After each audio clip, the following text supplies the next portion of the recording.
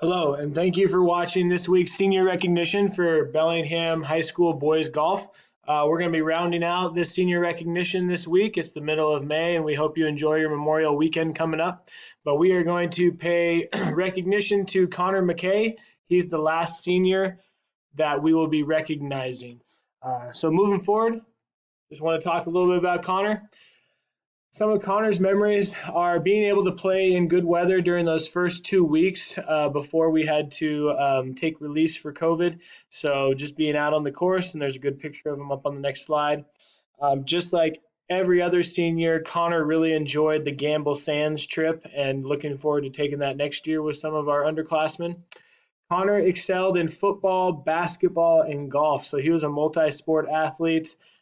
So he got a lot of playing time in with all those sports, as he recently let me know. And just what a tremendous athlete and competitor Connor is, and we wish him nothing but the best of luck moving forward. But awesome that he was a Red Raider for football, and he lettered for 4 years, golf also for 4 years, and then basketball for 2 years. That basketball coach must have been pretty tough on him. So Connor, you're a tremendous athlete.